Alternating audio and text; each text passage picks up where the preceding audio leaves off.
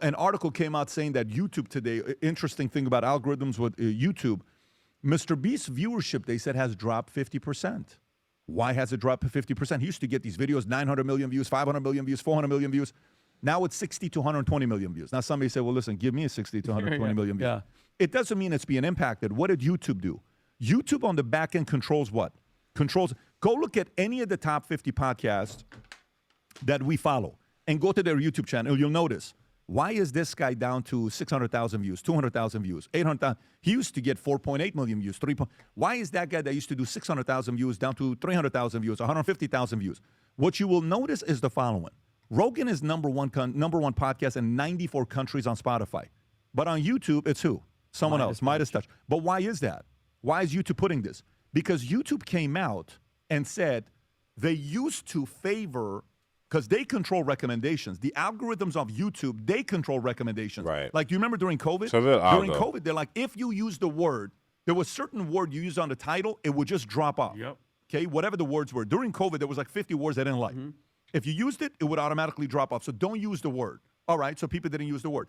Guess who controls the knob on YouTube viewership right now? YouTube does. You know what YouTube did? YouTube controlled the knob, and it was long-form suggestion, and YouTube went like this and said short form. We don't want any more long-form recommendation. Guess what YouTube announced last year? Going back to long form. YouTube last year announced as of July 15th, if it's a faceless YouTube channel, we're no longer paying you AdSense. Yep. What do you mean? So whoever controls the knob controls the viewership. So there is an element of the media changing on what they're favoring now. It's purely YouTube algorithm. Watch this.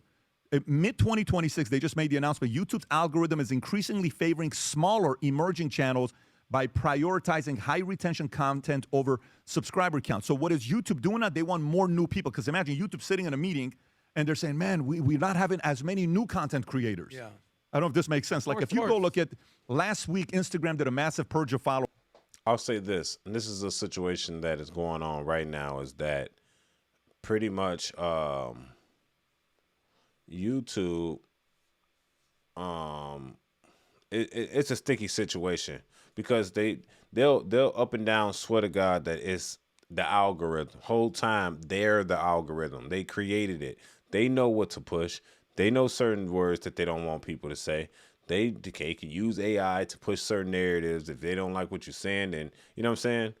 So I've been seeing this for a very long time, and that's why I don't really trust YouTube that much, but you have to, like, it's like Bitcoin. If you can flourish on YouTube, you can flourish on the rest of them. But that's why it's best to diversify yourself just like a portfolio, because you don't know, for real.